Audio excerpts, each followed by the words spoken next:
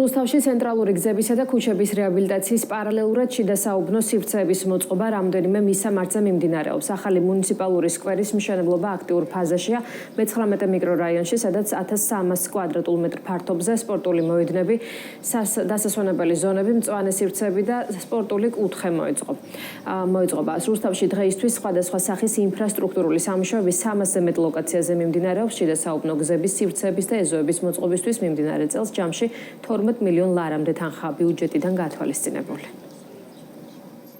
რუსთავში აქტიურად ხორციელდება ის პროექტები, რომელიც ქალაქისთვის და მოსახლეობისთვის არის მნიშვნელოვანი. ჩვენ როგორც ცენტრალური ქუჩების რეაბილიტაციისთვის გვაქვს დაგეგმილი რამდენიმე მნიშვნელოვანი პროექტი, ასევე შიდა საუბნო სივრცეები მოსახლეობასთან ერთად დავგეგმეთ და დღეს სამუშაოები აქტიურად მიდის. მას შემდეგ, რაც დასრულდება პროექტი, უკვე მოსახლეობას ექნება შესაძლებლობა განიტვირთოს, დაისვენოს და ასევე დაკავდეს სხვადასხვა სპორტული აქტივობებით, იმიტომ რომ თვითონ სივრცე იქნება მულტიფუნქციური. წლების მანძილზე მოსახლეობის მიერ იყო მოთხოვნა სკვერის რეაბილიტაცია მოწყობის, არ იყო საბავშვო სივრცე, სწორედ მათი მოთხოვნით დაიგეგმა თითოეული დეტალი და მოხდა აღნიშნული სივრცის რეაბილიტაცია.